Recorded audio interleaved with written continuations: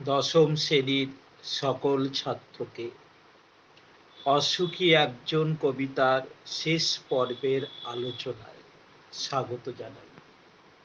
গতদিন আমরা যেখানে শেষ করেছিলাম যে যুদ্ধের কারণে বা যুদ্ধের ফলে সমস্ত সমতলে আগুন ধরে গেল, এর পরের জায়গা থেকে আজকের পড়া।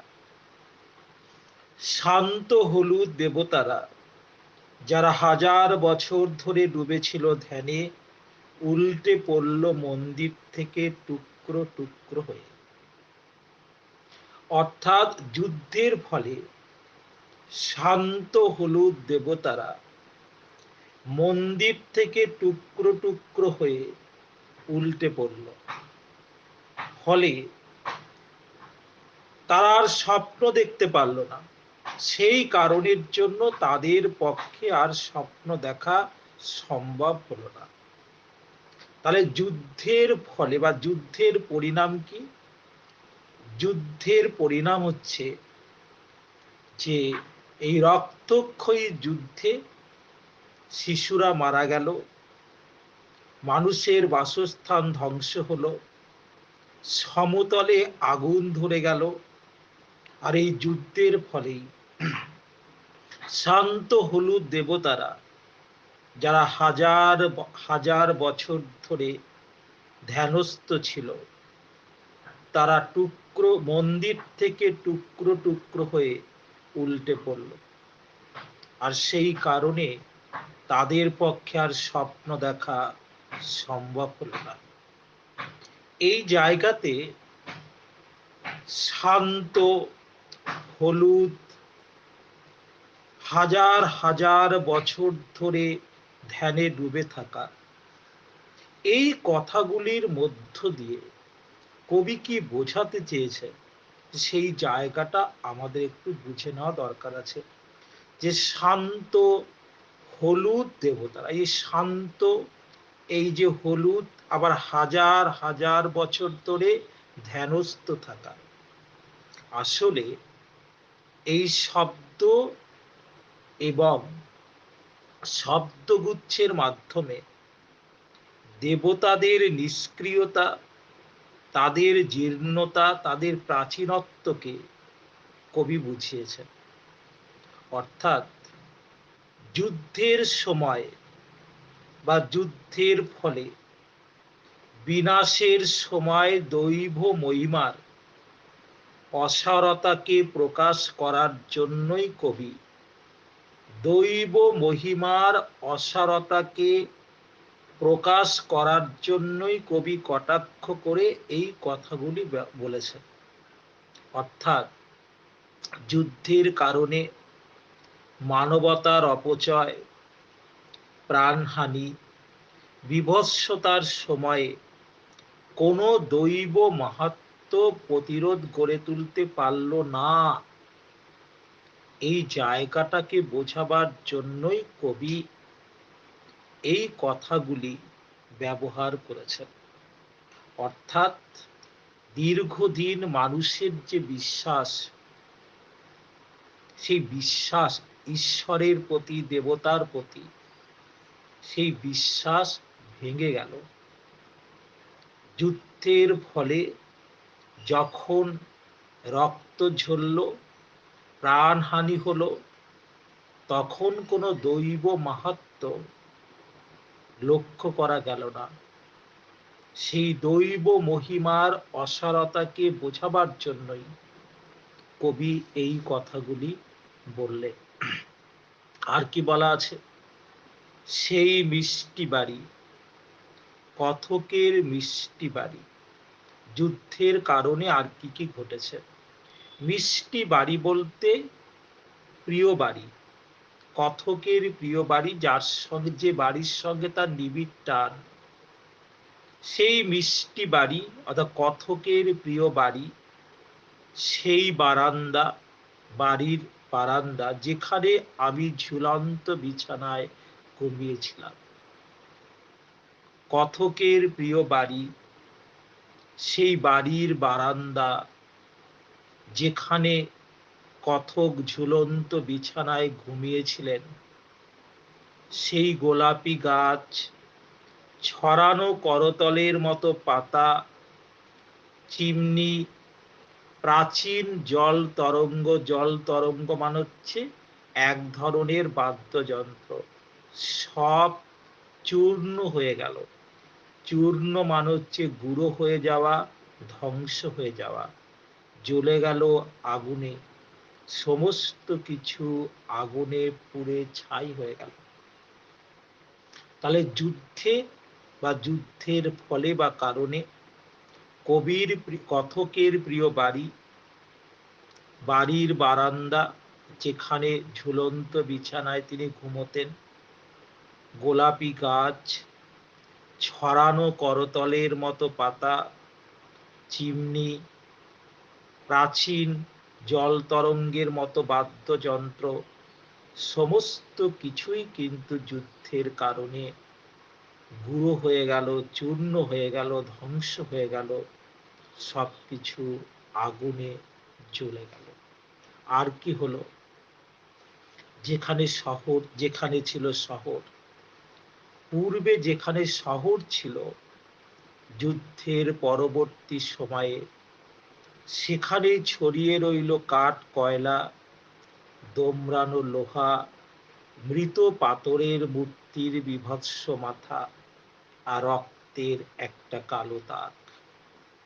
তাহলে যুদ্ধের পূর্বে যেখানে শহর ছিল, শহরের কোলাহল ছিল, যুদ্ধের কারণে, যুদ্ধের ধ্বংসের কারণে সেখানে ছড়িয়ে থাকলো কাঠ, কয়লা, মোচড়ানো লোহা, আর মৃত পাথরের মূর্তির বীভৎস মাথা, আর রক্তের একটা কালো দাগ। আর সেই মেয়েটি আমার অপেক্ষায়। এই লাইনটার মধ্যেই কবিতার মূল কথা নিহিত আছে। সেই মেয়েটি আমার অপেক্ষায়। প্রথম দিকে লাইনগুলো খেয়াল করো, যেখানে বলা হচ্ছে যে কথক তার ভালোবাসার নারীকে দরজায় অপেক্ষায় রেখে চলে গেলেন, অনেক দূর চলে গেলেন। সময় বহমান, তাই সময় বইতে থাকলো। সপ্তাহ, বছর অতিক্রান্ত হলো, যুদ্ধ এলো, যুদ্ধের কারণে অনেক কিছু জীবনহানি হলো, বাসস্থান হারা হলো মানুষ, ধ্বংস হলো সবকিছু। তারপরও কিন্তু মেয়েটির মৃত্যু হলো না। সে তখনও কথকের জন্য অপেক্ষারত বা অপেক্ষা করতে থাকলো। এটাতেই প্রমাণিত হয় যে এই কবিতা শাশ্বত প্রেমের কবিতা। যুদ্ধ সবকিছু ধ্বংস করতে পারে, কিন্তু মানুষের মধ্যেকার অনুভূতি, অর্থাৎ প্রেমের অনুভূতি, ভালোবাসার অনুভূতি, সেগুলোকে ধ্বংস করতে পারে না। তাহলে এখান থেকে যে প্রশ্নগুলো থাকবে, আমি সেই প্রশ্নগুলো তোমাকে একটু ধরিয়ে দিই। আমি আগের দিন বলেছিলাম যে একটা বড় প্রশ্ন থাকবে যে যুদ্ধকে কবি কার সঙ্গে তুলনা করেছেন। একই সঙ্গে থাকবে সেই যুদ্ধের পরিণাম এই কবিতায় কিভাবে দেখানো হয়েছে। আমি উত্তরটা বলেছি পড়াতে গিয়ে, আমি আরেকবার বলে দিই। যুদ্ধকে কবি রক্তের এক আগ্নেয় পাহাড়ের সঙ্গে তুলনা করেছেন। যুদ্ধের কারণে অসংখ্য মানুষ মারা গেলেন, শিশুরা পর্যন্ত রক্ষা পেল না, মানুষের বাসস্থান ধ্বংস হলো, সমস্ত সমতলে আগুন ধরে গেল, শান্ত হলুদ দেবতারা মন্দির থেকে টুকরো টুকরো হয়ে উল্টে পড়ল, আর সেই কারণে তারা আর স্বপ্ন দেখতে পারল না। কবির প্রিয় বাড়ির বারান্দা, যেখানে তিনি ঝুলন্ত বিছানায় ঘুমিয়েছিলেন, ঘুমোতেন, গোলাপি গাছ, ছড়ানো করতলের মতো পাতা, চিমনি, প্রাচীন জল তরঙ্গের মতো বাদ্যযন্ত্র, সমস্ত কিছুই যুদ্ধের কারণে চূর্ণ হয়ে গেল, আগুনে জ্বলে গেল। যুদ্ধের পূর্বে যেখানে শহর ছিল, সেখানে ছড়িয়ে রইল কাঠকয়লা, দোমড়ানো বা মোচড়ানো লোহা, আর মৃত পাথরের মূর্তির, অর্থাৎ মন্দিরে দেবতার বিগ্রহ, যেগুলো টুকরো টুকরো হয়ে মন্দির থেকে উল্টে পড়েছিল, তার বীভৎস মাথা আর রক্তের একটা কালো দাগ। এটা হচ্ছে যুদ্ধের পরিণাম। আবার এই বড় প্রশ্ন থেকে পাট পাট করে প্রশ্ন থাকতে পারে, যেমন সব চূর্ণ হয়ে গেল, জ্বলে গেল আগুনে। প্রশ্ন থাকতে পারে, সব বলতে কবি কি কি বুঝিয়েছেন? সেখানে উত্তর হবে, সেই মিষ্টি বাড়ি থেকে প্রাচীন জল তরঙ্গ এই পর্যন্ত।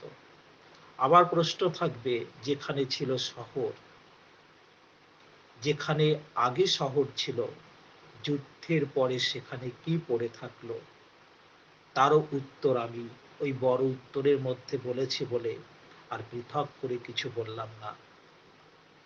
শেষে বা উপসংহারে গিয়ে একটাই কথা বলার, যে অনেকে মধ্যে একটা প্রশ্ন থাকতে পারে, যে অশোকী একজন কবিতায় আমি যাকে কথকের ভালোবাসার নারী বলেছি, সেই নারী দেশমাতৃকা বললে ভুল হবে কিনা, বা সেই নারীকে মা বললে ভুল হবে কিনা। আমি তার উত্তরে শুধু এইটুকুই বলি, যদি কেউ কথকের ভালোবাসা নারীকে দেশমাতৃকা বা মা বলে তার অনুকূলে ব্যাখ্যা সাজাতে পারে, নিশ্চয়ই সেটা যদি গ্রহণযোগ্য ব্যাখ্যা হয়, অবশ্যই সেটা গৃহীত হবে। এইটুকুই উত্তরে বলা।